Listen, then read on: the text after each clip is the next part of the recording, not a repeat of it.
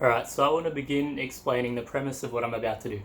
So, I have just finished up with 1 month in France, gone on some crazy adventures, plenty of stories to tell. So, I want to break up my French adventure into many parts of videos because I have so many stories to tell. So, I will start from the very start when I arrived into France, and I'm leaving tomorrow to Georgia. I have just booked the flight a couple of hours ago, like 24 hours before the flight, so leaving it till the last minute. But before I begin, I have a few friendships. So at first, this is what's kept me in France, by the way. You have the cheese, the wine, and the bakery. That is the reason I've been in France for so long. So at first we have the pain au chocolat. It is simply bread with 2 bits of chocolate going down the middle and is absolutely delicious. Second, the croissant, absolutely beautiful.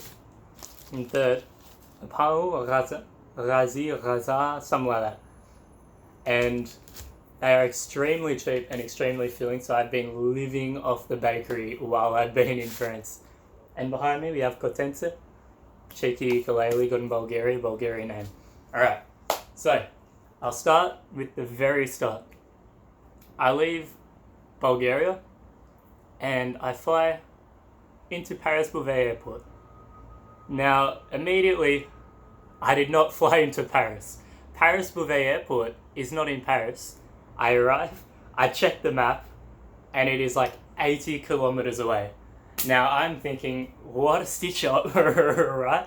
So, what I did was, I thought, and I was like, well, there's a shuttle, costs I think €15, and I just came out of Bulgaria, so I wasn't paying €15 for shit, right? If I paid €15, I'm not, that's like, €15, that's like 2 days worth in Bulgaria for a single bus to get me into Paris. So then I was looking up other options, public transport, nothing seemed appealing. However, before I came to Bulgaria, I met an American guy named Mike, and before I came to France, I met an American, let me stop. Before I came to France, I met an American guy in Albania called Mike. That's better. I'll only one take this. And he had travelled all around France, fell in love with the country, and now wanted to live there, right? So, he inspired me. He was talking about how he hitchhiked all over France. He accidentally went to Switzerland for a bit. So I thought, you know what, I'm going to try hitchhiking. Never hitchhiked before, never stuck my thumb out before, right? So I thought, you know what, screw it, I'm a hitchhike. Why not? I'm not paying €15. So I went on Hitchwiki, I searched up how to hitchhike, looked on the map, and thought, alright, I'm doing this. It's like 4:30, and I'm going, alright, whatever, I'm just going to try it. I don't know what's the worst. The worst that can happen is I sleep on the grass. It was hot, it didn't matter. So I check the map, I start walking towards where I want to be. I see a roundabout, and I go, alright, I'll go towards the roundabout. So I'm walking towards the roundabout, and then I see a rest stop on the side of the road with a car park. And I was like, perfect. I walk up, and I pop my head in, and I'm going, excuse-moi, Paris. And this dude had a burger in his hand, really working class looking fella, didn't speak a word of English. He did not know what to say because he did, he responded, but I didn't know what he said. And then I responded, he didn't know what I said. But we eventually communicated. I was trying to get to Paris. So he said, screw it, just get in. I've got videos of all this, by the way. I just don't have any way to put them together, so I'll tell the story. So he said, whatever, get in. I start driving. I assume he's taking me somewhere, right? And in the back, he has a cute little cat in a cage. He's eating his burger. And then I eventually discovered that he's taken me to the south of Beauvais because I was at the north. He lived in Beauvais. He was not going anywhere, but he was just really sweet. So he dropped me off at the south of Beauvais at the start of the road to Paris. So we parted our ways, and I was thinking, all right, time to like stick my thumb out for the first time ever, So I'm standing at the roundabout. I walk down a bit, and then I see a little curve in the road, and I think, perfect, I'll stop in front of here. So I stop, look around. Alright, sweet, I'll try this place. I stick my thumb out, and in real time, I promise you real time, a car pulls over.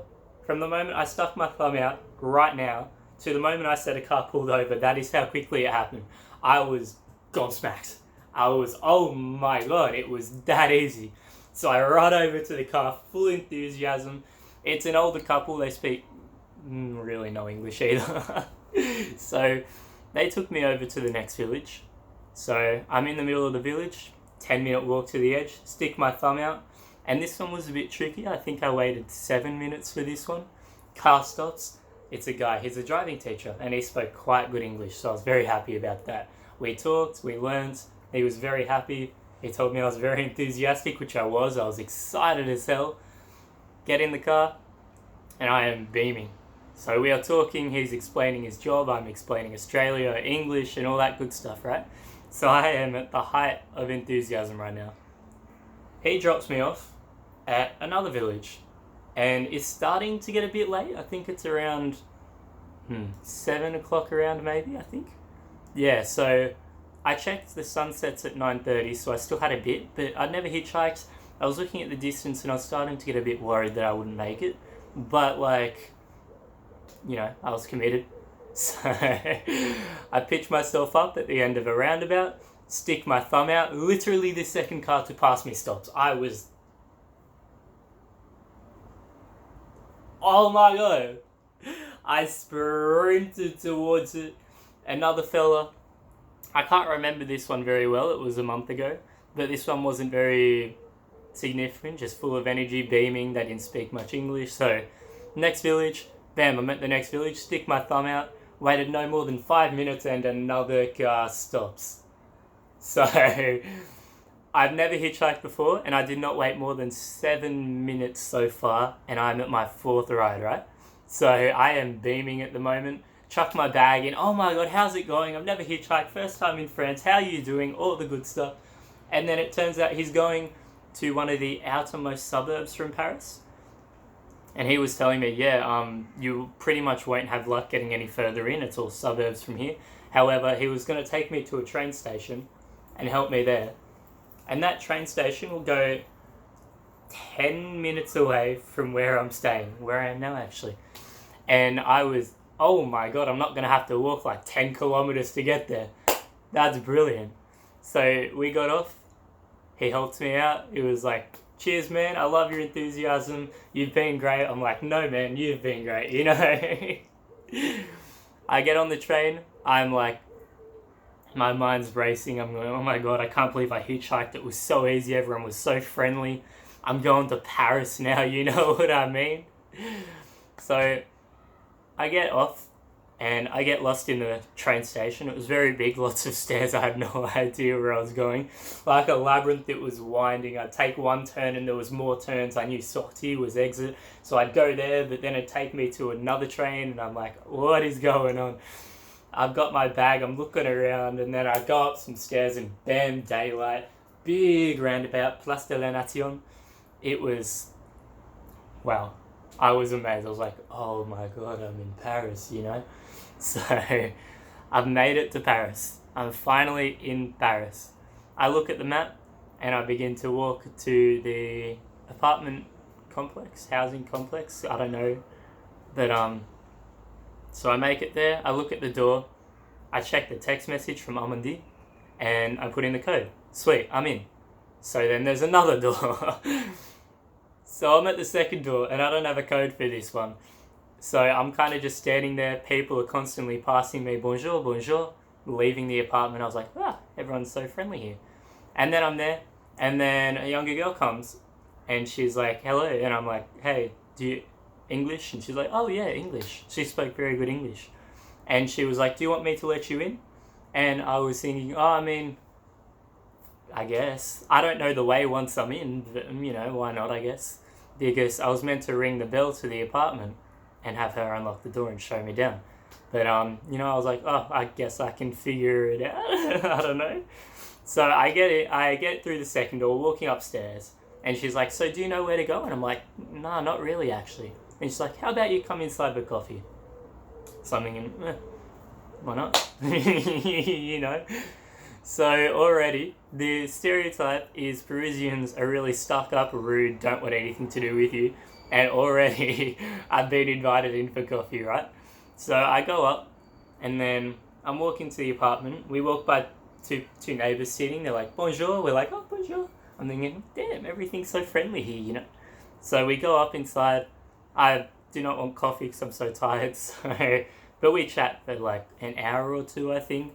Really friendly. And then it's like 9:30, it's gotten dark. And I'm like, okay, I need to get to this apartment. you know. So I get her internet and then I check. And it's like, hey, you saw me, but I don't think you recognised me. And then Sophie, who's the one who's at for coffee, she was like, I think that was them, who we said hello to earlier. I'm thinking, oh, I hope not, because I literally walked right past her and her friend. So we send out a text, and yeah, that was them. Almondine was here with her friend Anne, and I waved to them and completely ignored them as I walked by. So good start. We go down, see Almondine, she's like, hey, it's all good. Invites me and Sophie in for coffee. Not coffee, like a beer or a drink. They had food laid out. And then I'd finally made it. They go home, I go to sleep. I had not really many plans. I was here for 5 nights. So the idea was I'll see cool stuff, and I really wanted to go into the catacombs. But not like the tourist part, the illegal part, you know, where you get a fine if you go in. I had no idea how. I was researching, had no luck whatsoever. But yeah, I was gonna work it out. So that was a quick little adventure into Paris. I'd actually made it. I'd made it happy as all hell. I'd made a friend. I'd gone hitchhiking. It was super easy, super fun. So that was only my first first afternoon in France, and there's a full month to go. So I call this one part 1, and then I'll appropriately part it as I go through. So that's all. Next is my time in Paris, where I am absolutely amazed that I achieved. I'll tell you that much. So I release part 2 now.